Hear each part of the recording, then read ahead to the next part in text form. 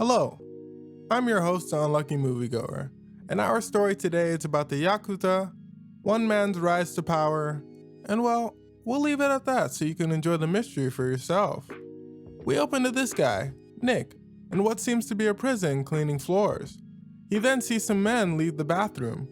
Curious Nick walks into the bathroom and sees a man dying from being hanged. Nick helps him down, and the prison guards thank him by putting their hands on him. He then gets thrown into solitary confinement along with the man he saved. Nick and the man start getting to know each other despite their language barrier.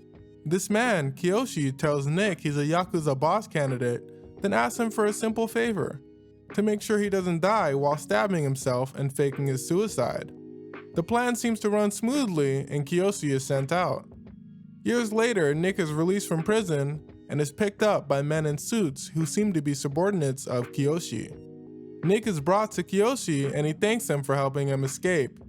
Kiyoshi's Yakuza family, the Shiromatsu, sets him up with money, a place to live, and a job. Nick's job is to negotiate with English-speaking businessmen for the Yakuza. Nick goes to his first negotiation meeting and does a great job, but in the end, things don't end up running smoothly. We then cut to Nick's Yakuza family vibing out, when suddenly another family, the Seizu, stroll in. The leader of the Seizu boldly states that the Shiromatsu's area will now belong to him. He then starts to clown the Shiromatsu's leader, as well as Nick, since Nick is American. Nick chooses violence. A shootout is then about to ensue, but cooler heads prevail and the Seizu just leave. Nick then gets a new job. He's cruising to different Yakuza businesses with Kiyoshi for inspections.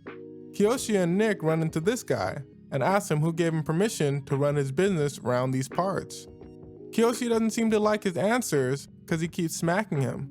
But it turns out the man ain't no female dog because he stands up ready to box. He then clowns Nick for being an American, and as we know by now, Nick doesn't like that very much. Kiyoshi then starts to stab the guy. We then cut to Kiyoshi chopping it up with his sworn brother, Orochi. Orochi tells him to get rid of Nick because it's bad for business. Kiyoshi says nah, that man saved my life.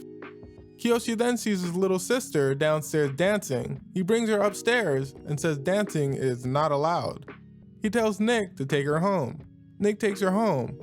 She takes one look at Nick, and they end up taking a nap together.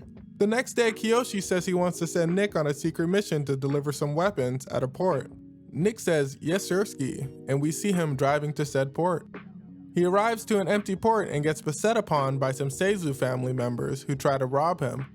Nick ends up owning two Seizu members, then dips. We cut to the head of the Shiromatsu who is super upset because two members of the Seizu were killed. Kiyoshi says Nick did a great job by keeping the money safe, and he ends up taking the blame for the mess. He also notes that there must be a traitor in their midst. Ultimately, Nick cuts off two fingers and Kiyoshi cuts off one for the disaster.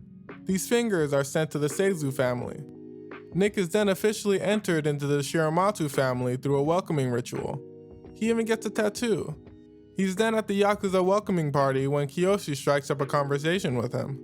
Kiyoshi tells him that he knows about Nick and his sister and doesn't want him seeing her anymore. Kiyoshi says that it's a dangerous life for a Yakuza loved one. Nick says nah, it's all good, he can handle it. Nick then visits Kiyoshi's sister. By the way, her name is Miyu. He sees that Miyu is struck by someone. That someone being Orochi. Turns out Orochi was trying to hit on her, but she said no since he has no game. With his simp pride being hurt, he decided to hit Miyu. Nick heads out to put the hands on Orochi when Miyu stops him, saying she's pregnant with Nick's child and doesn't want him to make a mess of things.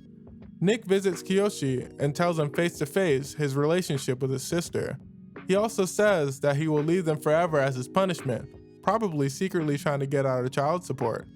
Kiyoshi says it's all good and even gives him his family heirloom as a katana, saying that he needs to protect Miyu from now on. Nick is walking home when he gets recognized by a Marine who was previously his subordinate. It turns out Nick was supposed to be court-martialed by the Marines and was presumed dead since they couldn't find him. The Marine then tries to blackmail Nick, and Nick ends up killing him. Kiyoshi helps Nick bury the body of the Marine. We cut to the leader of the Shiromatsu on an outing trying on some suits. Nick senses something is amiss when the Shiramatsu leader has been in the changing room for so long. He walks into the room and catches someone trying to kill the Shiramatsu leader. Kiyoshi and Nick save the leader and try to flee the scene. They get beset upon by some goons that open fire on their car. Nick saves the leader but sees that Kiyoshi has been shot in the neck. Kiyoshi dies. The Shiramatsu meet up and say that Orochi must be the traitor, but the leader doesn't want to hear all that and says to get ready for war with the Seizu. Miyu is crying on Nick's shoulder over the death of her brother and tells him that she wants him to be more careful. Nick and the Shiramatsu start their hunt for the Seizu members and end up killing several of them. The Shiramatsu then get a message from the Seizu telling them that they should all have a heart-to-heart at a port in the middle of nowhere. The Shiramatsu leader decides that this is a great idea and says yes. The Shiramatsu arrive at said port. The Seizu members say that they have a gift for them, and Orochi walks over to the Shiramatsu leader. The leader gives Orochi a hug and tells him to come back to their group. Orochi tearfully stabs the leader and the Shiramatsu charge. They then get beset upon on all sides by the Seizu clan. This Shiramatsu member and Nick decide to charge anyway and get absolutely quickscoped by the sniper, with Nick only getting hit in the leg. The Seizu decide to leave because this is all they need to strip the Shiramatsu of power. This is shown by the police destroying the Shiramatsu's businesses, as they are currently leaderless. Nick walks over solo dolo to the Seizu's base of operations. Goons take down Nick, and Nick says he wants a one-on-one duel with Orochi. Orochi walks over saying he doesn't want to box, not because he's scared or anything, but because Nick is an outsider and he'll never be a true Yakuza. Nick doesn't seem to like this answer very much and absolutely owns Orochi with a katana. The Seizu are about to jack Nick up when the Seizu leader tells them all to chill and for Nick to just bounce since he got his revenge. Nick bounces. Nick goes to Miyu and gets consoled. The rest of the crew bow to him and he's hailed as the new leader of the Shiramatsu. The end.